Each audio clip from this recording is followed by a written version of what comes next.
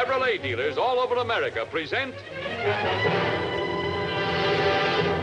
Crossroads. Each week, Chevrolet presents a true story based on the actual experiences of American clergymen, pastor, priest, or rabbi.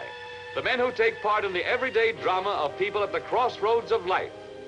These exciting true stories have been selected by our board of advisors. Captain Maurice M. Witherspoon, Father George B. Ford, and Dr. William F. Rosenblum. Tonight, The Gambler, starring Dennis Morgan in the story of Reverend Mark Runyon of Brooklyn, New York. Reverend Runyon was a man of God, but he was also a man of the people. He believed that faith should be translated into action, and so he worked among the people. Among his activities, he served with welfare departments, parole board officials. He was also chaplain of the police department. You've been in here too many times, Sonny. This time the bail will be $50. $50? I won't pay it. Jail will do you good. Harry, please. He's our son. He's no son of mine. Maybe that's the trouble, Mr. Jonas. Huh? What's that, Reverend? Maybe Dave's been made to feel that he's not your son. See here, are you trying to blame me for this? I'll make good for the bail, Sergeant. Good luck to you. If you want to waste your money, it's up to you. He's not worth it. Thank you, Reverend. You're welcome, Mr. Jonas. Maybe you can tell me something, Reverend. You spend so much time around here. How do you ever find time for your own family? Uh-oh. I was supposed to take my boys to Manhattan this afternoon. I forgot all about it. Pretty soon they'll be calling me a delinquent parent. Bye, Sergeant. Bye, Reverend. Blanche. Oh, you startled me. I was just finishing up. Where are the boys? Oh, they've been gone for hours. They went without me? I didn't have the heart to stop them. They gave you a half hour's grace. I know, I should have called. I got involved. Oh, don't feel bad about it. They understand you've got work to do. They take it in their stride. I know, but I don't like to disappoint them. When they say they'd be home? Well, they just about do. Oh, I made some lemonade. Hi, Mom. Hi, Dad. Hi, Hello, fellas. boys. Hey, Dad. What a time we had. Well, how are you, Tommy? Fine, thank you, Reverend. We saw the Empire State Building. And after the Empire State Building, we went all the way up to the top of the Statue of Liberty. Sounds like you boys had a real big afternoon. Lemonade! Come and get it. Boy, was it fun. Doesn't sound like you boys miss me very much. Oh, we did, Dad. It would have been much better with you. But we waited as long as we could. You know one thing, I'm not going to disappoint you again. That's a promise. Just to make up for it, I'm going to take you all fishing tomorrow. Yay! You're not saying very much, Tommy. Did you have a good time today? I sure did. Dad used to take me on trips all the time before he got hurt. And he will again. Those days will come back before you know it. Would you like some more lemonade, Tommy? No, thank you. I better be going, or I'll be late for dinner. I'll drive you. That's okay. I can hitch a ride home. Oh, I'm sure you could. But I'd rather take you myself. Sort of make up for not going along today. Besides, I'd kind of like to see your dad.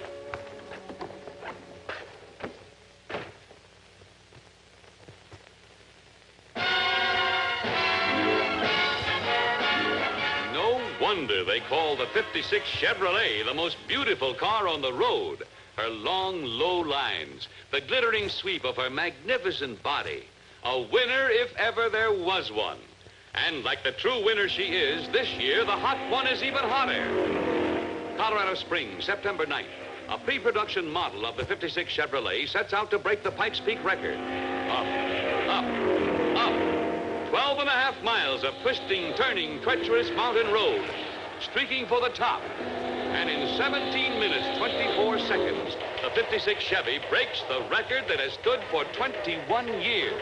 The new Pikes Peak record is real proof of the 56 Chevy's power and performance. The kind of performance that means better, safer control wherever you drive. Yes, Chevrolet for 56 is truly a winner in every sense of the word.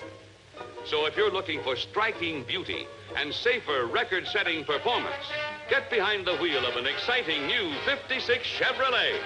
See and drive it at your dealers now.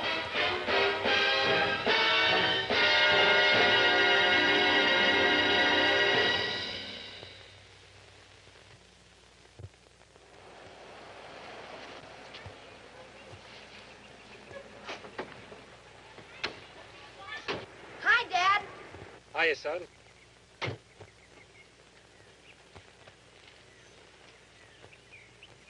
You have a good time? Swell. Hiya, Reverend. Fine, Ned. Wait till you hear the things we did. Well, I think dinner's almost ready. You better run inside and get cleaned up, huh? Okay, Dad. Bye, Reverend. So long, Tommy. Don't forget tomorrow. Okay. How are you, Ned? Fine, thanks, Reverend. Thanks for bringing Tommy home. I had an ulterior motive. I wanted to see you. You haven't been around church for a couple of weeks. Well, I've been kind of busy. You know how it is. I spend most of my time looking for a job. Including Sundays? Well, Sundays I read the want ads. To tell you the truth, I haven't felt much like being around people ever since the accident. You consider me a friend, don't you? You don't have to ask that. Then come around more often. Won't do you any harm. Have you heard any further word from the chemical company? Yeah, I got a letter. Quote, "We regret the accident which has kept you incapacitated for so long. But since the accident was incurred away from our plant, we are in no way responsible. We regretfully inform you that your employment is hereby permanently terminated." Unquote. It'll work out all right, Ned. It always does. In the meantime, don't be a stranger. I miss those fishing trips we used to take. Yeah, so do I. Ned, did you burn the trash? Well, I forgot all about it. Ned Langley, where is your mind lately? Oh, hello, Reverend. Hello, Helen. I'll burn it right after dinner. Well, all right. I had hoped you'd get it done before Harv gets here. Oh, too late.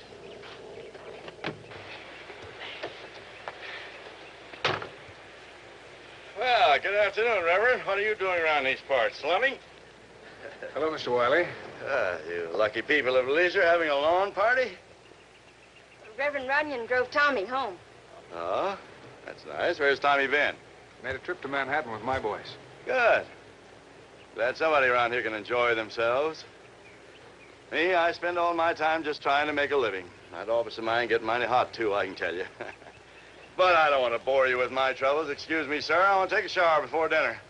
Glad to see you again. Come around anytime. Thank you. Bye, Ned. Helen. Bye. Don't let Tommy forget about our fishing trip tomorrow.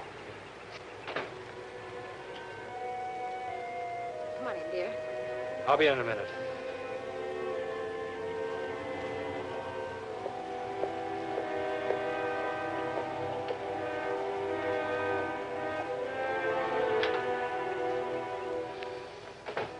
Expensive-looking job. What are you doing around here? Collecting a little markup for $600. How about it? Look, I told you I'd get in touch with you the minute I got it. That's what you've been saying for the last 10 days. We run a book, not a loan company. Not so loud. If your horse wins, we pay off. When you lose, we expect the same deal. Just give me a little more time. And do me a favor, don't come around here again. You think I'm not good enough for this neighborhood, huh? Get the dough up by tomorrow noon, or I'll be here ringing your doorbell.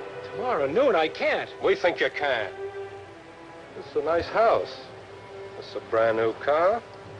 Belonged to my brother-in-law. I'm in too deep to him already. That's your problem. His wife's your wife's sister. Work it out. See you tomorrow, noon. Hey, Dad, dinner's ready. I'll be right there, son. Nice kid. Be ashamed to see anything happen to him. Look, you try anything funny with my kid, son. Easy, Buster. You're scaring the pants off me. Sorry I can't stay to dinner. I'll try to make it for lunch tomorrow.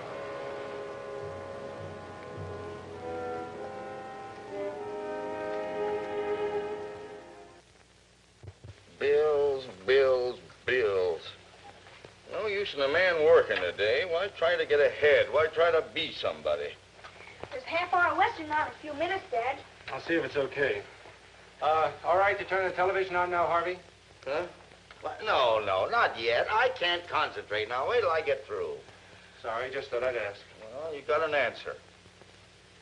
Look, you don't have to get sore about it, Harv. Who's sorry? I just gave you a straight answer now. Don't be so touchy. I'm not being touchy. It's a little bit tough taking your charity, living here in your house without you rubbing it in all the time. Oh, you're off your rocker. But since you brought it up yourself, this is my house.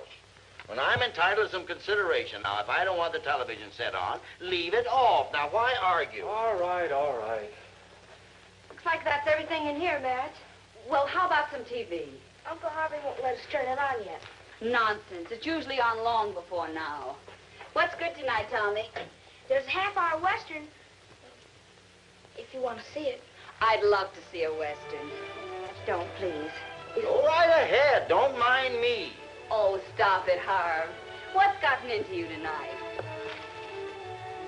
Never mind. I forgot it was the first of the month. No, you just laugh if you want to, like all wise. But these don't happen to be so funny. Be grateful you can afford them. Well, that's a matter of opinion. And I just love the way everybody around this house tells me what I can afford and what I can't. Just because I'm a success doesn't mean that I own a mint.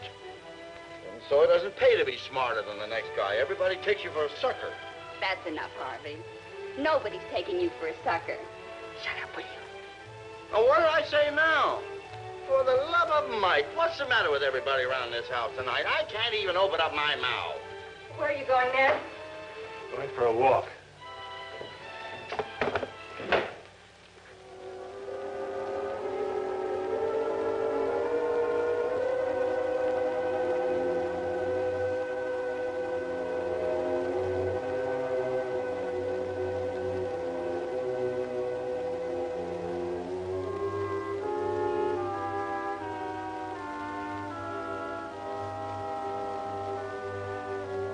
Nice kid. Be ashamed to see anything happen to him.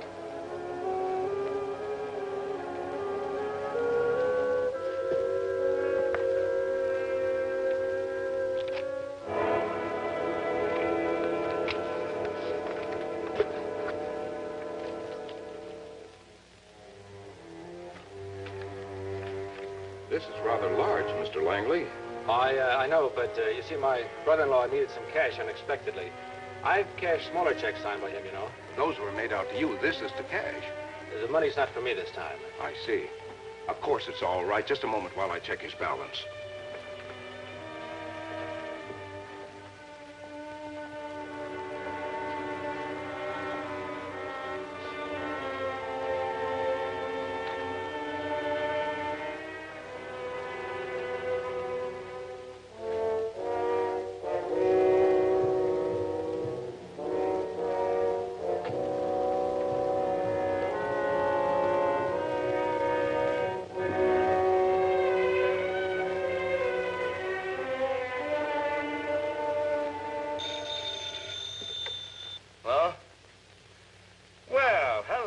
What's on your mind? Huh? Yes, I gave Ned some checks to mail this morning. How much? No, of course not. No, I never gave him a check for any such amount. Hold him until I get there. Thank you. It's a forgery. Store him until I can get the guard.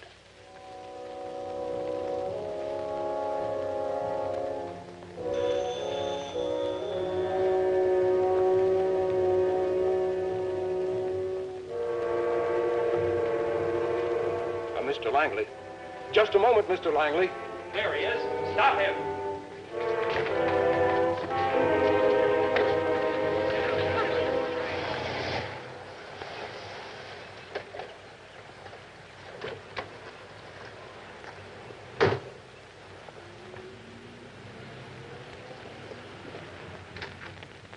Well, this is the last straw. And after all I've done for him, $600. Do you hear me? $600. I still don't believe it. Ned may have his faults, but he's not a thief. There's a mistake, I tell you. Okay, then don't take my word for it. Will you believe the bank teller? Will you believe the assistant manager? Will you believe the bank guard? No, I won't believe them. Well, you'll have to when they're on the witness stand. You mean you've had him arrested? I just signed the complaint, and he'll be in jail as soon as they catch up with him. Let me tell you something, Helen. Every man must pull his own weight. I wouldn't do what Ned has done if I was starving. It's easy to say until you're hungry. Hungry? You haven't been hungry. None of you have. How would you know?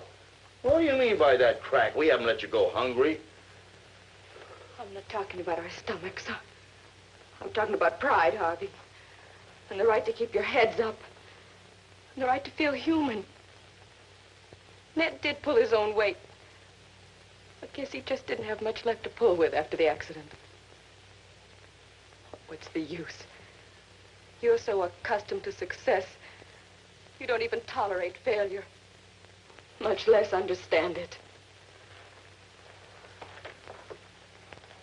Now, that's the thanks we get.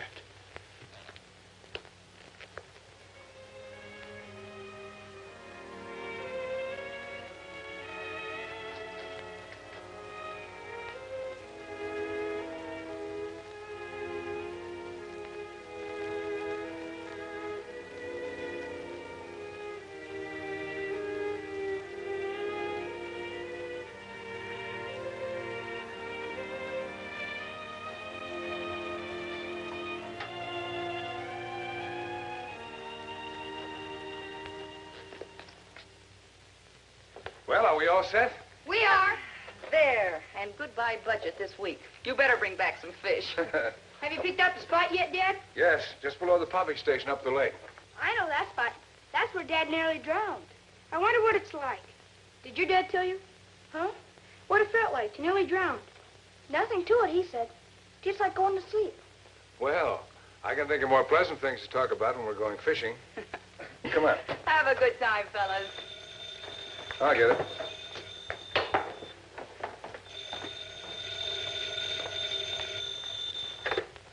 Hello? Oh, hello, Alan. What? There was a note in the mailbox. He said he's going to kill himself. Can you come over right away? I'll be right over. Blanche.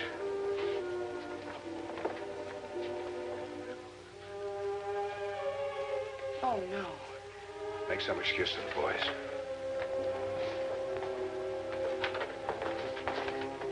Well, my hearties, looks like we're not going to have fish for dinner after all.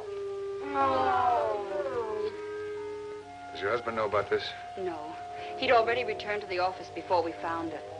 And you haven't notified the police? Oh, no. Thought of that first thing, but they're looking for him already. He's in enough trouble. I'll call the police right away. Yeah, Reverend. What can I do for you? What's that? Right. We'll get the boys right on it. What? The pumping plant? Atwater Lake? Yes, sir. We'll check on it. Ed Burke, get over here. Oh, it's all my fault. I didn't make him feel that I still loved him, despite everything. Helen, don't blame yourself. Oh, fine excuse for a wife. I've been nagging him and making him feel his failure. If anything happens to him, I'll never forgive myself. Shh, Helen, shh. Thank you, Sergeant. Police will do everything they can. Where are you going? I'm going to join the search. I want to come with you. No, you stay here. Waiting's the hardest part. Madge, you stay with Helen. I'll keep you informed.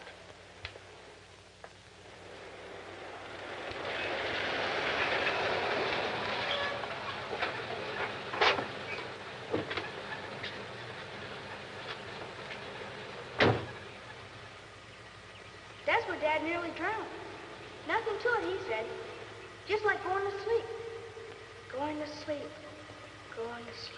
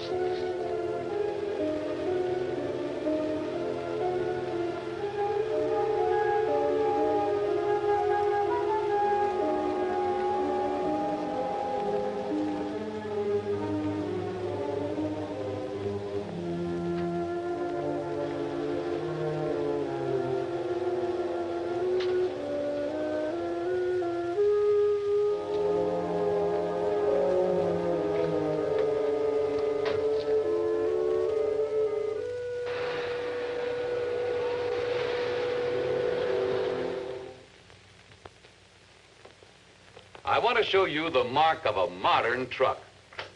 Hey there. Watch your step. Look for these concealed safety steps in Chevrolet Task Force trucks. They stay clear of snow, mud, and ice.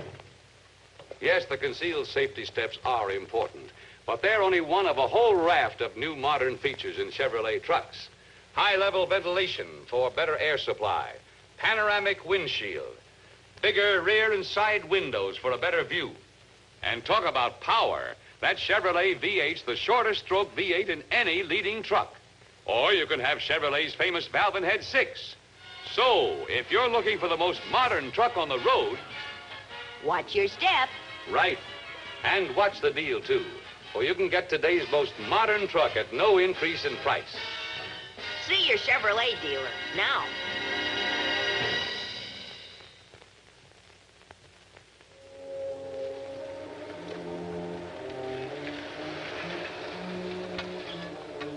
Ned. Ned. Wait a minute. I want to talk to you.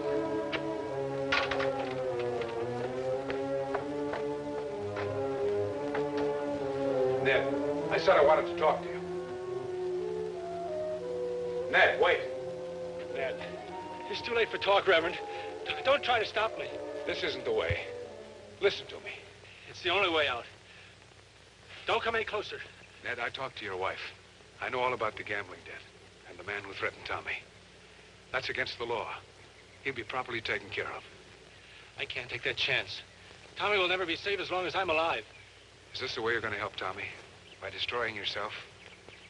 How do you think he's going to feel when he finds his father was too cowardly to face the music? Cowardly? That's what I said. Tommy's going to have a hard time explaining what happened to his father.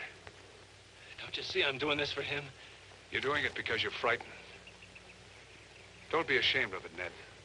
We're all a little bit frightened, every day of our lives. But what would happen if every time we faced trouble, we all jumped off the deep end? Come on back to the car.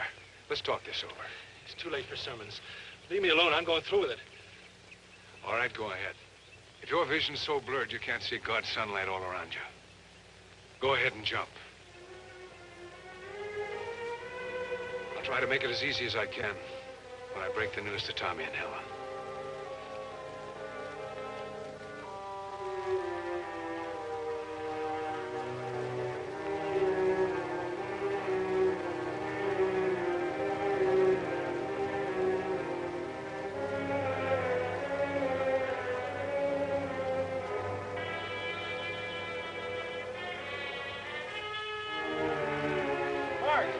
Wait!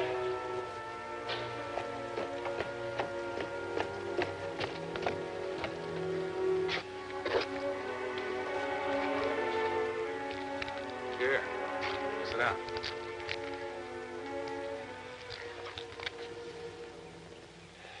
I guess I've been an 18-carat chump.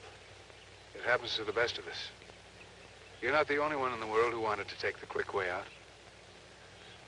You see, Ned, your life is not your own to do with as you like. Yours belongs to Helen, Tommy, me, all the rest of your friends. But most of all, it belongs to God. He gave it to you. We have to play the game as best we can, according to his rules, but with his help. All we have to do is ask for it. Now, tell me, how'd you get in so deep with the gamblers?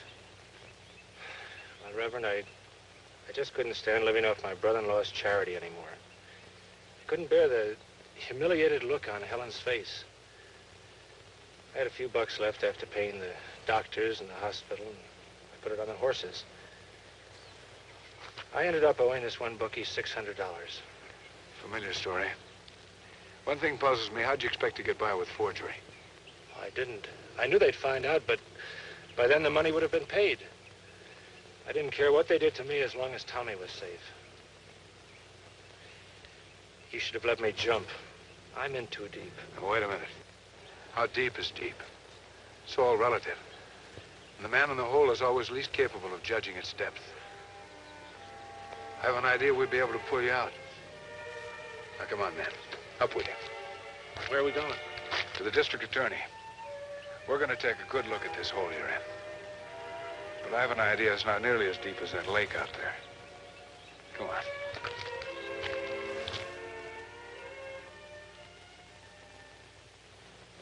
But you're asking the impossible. This forgery charge must stand. That is, unless, of course, Mr. Wiley will withdraw his complaint. Nobody's gonna make a sucker out of me and get away with it. Please, Harvey, give Ned another chance. Stop begging, Helen. That's what he enjoys the most. Mr. District Attorney, you go right ahead with the action. Just a moment. Before you continue, do you realize that you have it in your power to ruin this man's life?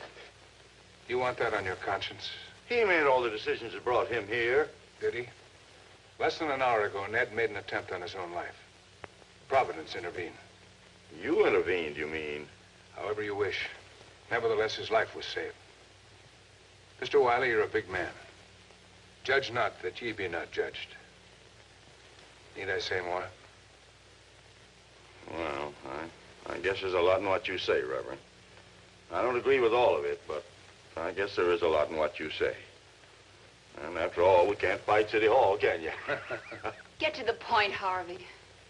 Well, the point is that I'm willing to help Ned get back on his feet. Oh, Harvey.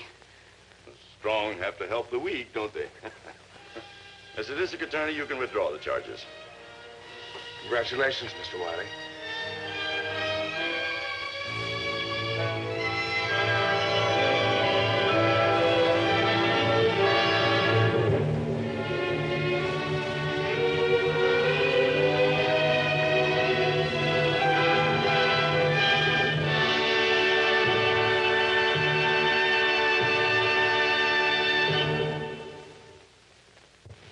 See your Chevrolet dealer quick. That old K-Tag gives you your pick of the finest used cars money can buy. When you drive it away, you'll catch everyone's eye. For a good used car, stop in today and see the man who sells Chevrolet. The dramatic stories on Crossroads are presented with the cooperation of our Board of Advisors, Captain Maurice M. Witherspoon, Father George B. Ford, and Dr. William F. Rosenblum.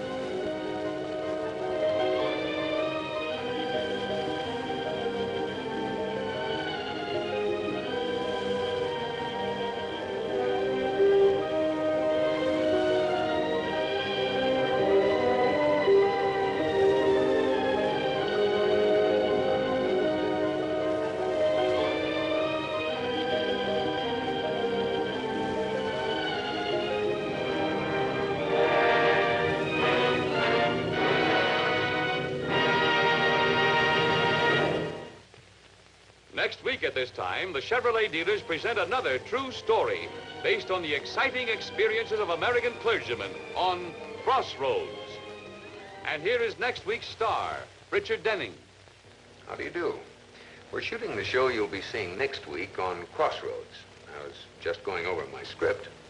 It's a very unusual story about a member of my church, a missing bundle of rough, dry laundry, a truck, and the Reverend Langston.